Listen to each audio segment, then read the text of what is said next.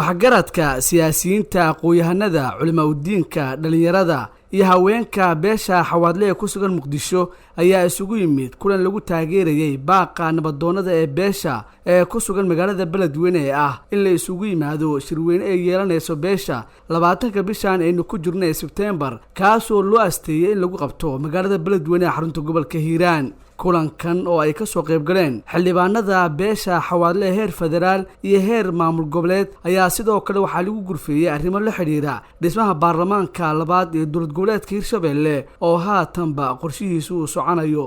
nabadoonada siyaasiyiinta iyo aqoon-yahanada ka hadlay kulanka ayaa ayiday shirweynaha beesha xawaadle ee Beledweyne iyagoo hoosta ka xariiqay muhiimadda ay leedahay in beesha isugu timaado kulan ay uga tashanayso aayaheeda waxaana dhinaca kale soo jeediyeen talooyin dhaxalgal ah oo la xiriira dhismaha baarlamaanka labaad ee Hiirshabelle dhibaatooyinka gobolkeena jiro aan naqaano oo biyo baxada ay tahay oo soo noqnoqotay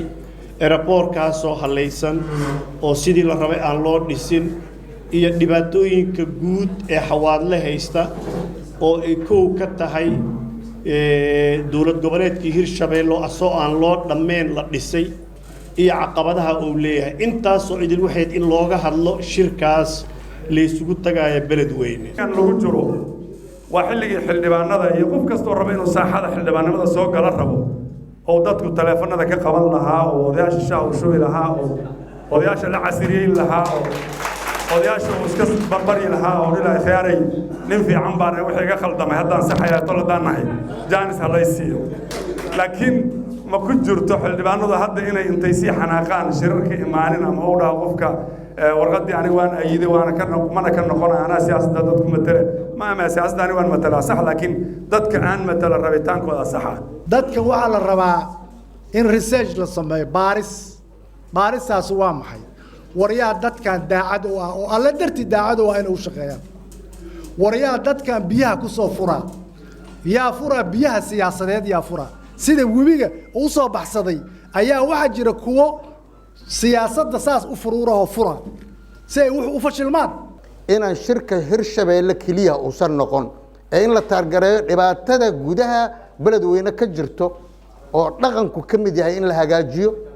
airportka uu ka mid yahay inaan wax ka qabsano dad baa dekada dhisanaya airport dhisanaya 2-3 milyan oo dollar airportka Beledweyne jooga suurtagal ma aha marka inaan guriceel aan maalin walba aan diyaarado u raacnay in la taarget gareeyo ayaan qabaa aan siyaasad ka dad baa waxay leeyihiin haddaan siyaasadda la hagaajin waxba lagama qaban karo nolosha hoose iyo baahida guud ama baahida hoose dadka ka jirto dadna waxay qabaan waa hagaag laakiin siyaasaddaanu hadde goormay noqonaysaa tii la rabay goormay imaanay haddii Hiirshabelle 2 teeraman soo marnay saluuga weli jiro midda dambe soo socoto waxa laga yaabaa in saluug jiro soo ma qumano siyaasadana hala target gareeyo laakiin baahida jirto oo Beledweyne ka jirto oo dhaqan na hala toosiyo hala dhiirigeliyo in la sameeyo waxaan la yiraahdo degmooyinka loo sameeyay muxuu ahay sanaankan adduunka uu ogol yahay oo consulska in la sameeyo oo adduunka dhaqaaluhu ku bixiyo in lagu dhiirigeliyo dadka uusan hor istaagin aniga waxaan qabaa Hiirshabelle shalay waa la dhisay خاليا كنقولنا مدحوينا كنقولنا أفرتي سنة صاد إسرائيل مدحوينا كهي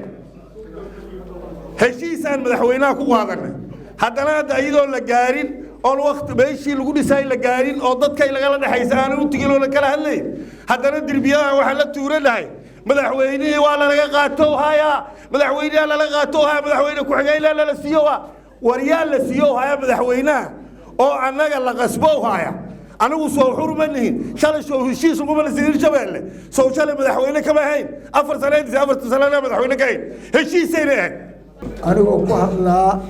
مقعة وأسيدة أما الرور فاي أما دعوة وبين اسمه شركة Beledweyne واجي سنة هاي وأسحسن واجي سنة هاي شركة Beledweyne أنا وحنا قصو جارها mar walba xawaadle markuu fadhiisto waaska lugta ku dhufto waxaas ma jiraan waas gudoomo uu leeyahay shirka xawaadle ka dhaxeeya xawaadle taladaasay ka go'daa waasna gudoomo uu leeyahay siyaasana ma aha dhaqanku waa taagan yahay aniga dadku u daaweyn waana ayidsanahay waxaan idin sheegaynaa far keliya fool ma dhaqdo haddii nin walba intuu tago yiraa ayagoon raallina isku ahayn dadkii kale u yiraa uwaaska igu diiday macquul ma aha uwaas dadka go-aankiisa u ayiraa wixii tala bixisana waa ku leeyahay intaas waa inta aan meesha ka caddayna gabagabadii kulanka ayaa waxaa laga soo saaray war murtiyeed ku qotoma ujeedooyinkii uu xambaarsanaa kulanka ee beesha isugu timid waxaana warbaahinta u akhriyey Abuukar Cawaale. shirka waxa uu si mug leh u taageeray baaqi odayaasha ee shirweynaha beesha Xawaadle